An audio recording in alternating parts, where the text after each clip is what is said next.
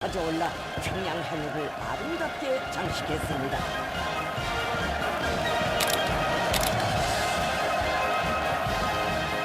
전체 참가자들은 Oke, kabar mantap kali ini datang dari Korea Utara, bos. Negara pimpinannya opah gemoy kalian, yaitu Bapak Kim Jong Un.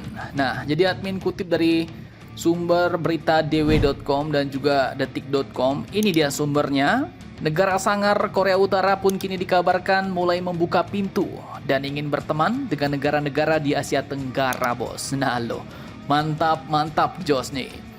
Jadi setelah kemarin Menlu Indonesia, Bapak Sugiono berkunjung langsung ke Korea Utara atas undangan Menlu Korea Utara, dan mereka pun menjalin hubungan diplomatik baru dengan pemerintahan opah gemoy kalian Bapak Kim Jong Un.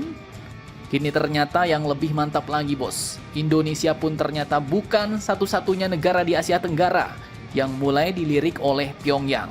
Kali ini ada tanda-tanda besar bahwa Korea Utara kini sedang melirik kawasan Asia Tenggara sebagai mitra strategis barunya, menggantikan dominasi China dan Rusia yang selama ini menjadi tumpuan utama mereka, bos. Dan yang paling mengejutkan, selain Menlu Sugiono, ada juga kemarin Sekretaris Jenderal Partai Komunis Vietnam yaitu Mr. Tolam yang juga hadir langsung di Pyongyang, bos, di parade militernya. Dan ini ya termasuk luar biasa, karena ini juga merupakan kunjungan pertama pemimpin tertinggi Vietnam ke Korea Utara dalam 18 tahun terakhir. Bayangkan, 18 tahun terakhir baru berkunjung ke Korea Utara lagi, bos. Dan dalam pertemuan itu, Pyongyang dan Hanoi pun akhirnya sepakat memperkuat kerjasama di bidang pertahanan dan layanan kesehatan. Analis dari Jepang bahkan menyebut langkah ini sebagai kemenangan besar diplomatik bagi Korea Utara yang kini sedang dikepung oleh sanksi-sanksi barat. Vietnam dan Korea Utara ini sama-sama punya ideologi politik komunis, bos, tapi beda arah dalam ekonomi. Kalau sekarang Vietnam komunis, tapi ekonominya kapitalis dan terbuka. Sementara Kim Jong Un tetap kekeh pada sistem tertutup dan terpusat. Nah, tapi dari sisi geopolitik, keduanya pun punya kepentingan yang sama, bos, yaitu saling bantu di tengah tekanan global.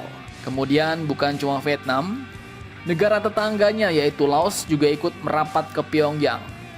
Presiden Laos sekaligus Sekjen Partai Revolusioner Rakyat Laos yaitu Thongloun Sisoilit juga hadir langsung di parade besar Partai Buruh Korea Utara kemarin.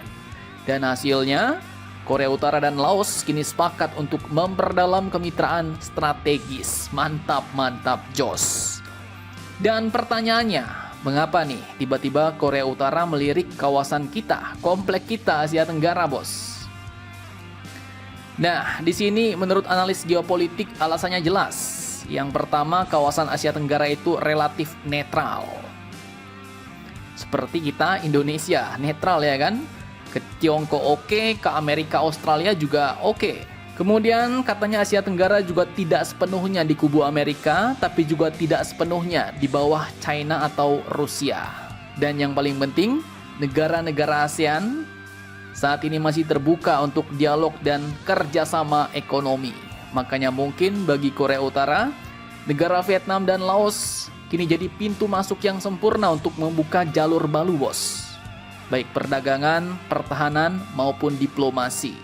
Tapi ya, tentu saja ada risiko besar di baliknya kalau kita mau mendekat ke Korea Utara, bos. Karena ya, bisa jadi kalau hubungan terlalu dekat dengan Korea Utara mungkin lama-kelamaan bisa ikut dianggap melanggar sanksi internasional. Dicurigai ya kan? Jadi ya, kalau kita lihat peta besar geopolitik dunia sekarang, maka langkah Korea Utara ini jelas, bos, bukan kebetulan. Karena setelah lama banget terisolasi, kini mereka mulai mencoba mencari teman baru di Asia Tenggara. Memberi senyum kepada tetangga-tetangganya di ASEAN. Mereka ingin membangun jembatan diplomatik lewat kerjasama pertahanan, tenaga kerja hingga pertanian, dan salah satu negara yang ikut atau mau mengulurkan tangan, mau membantu Korea Utara untuk berteman dengan kawan-kawan di ASEAN adalah Indonesia.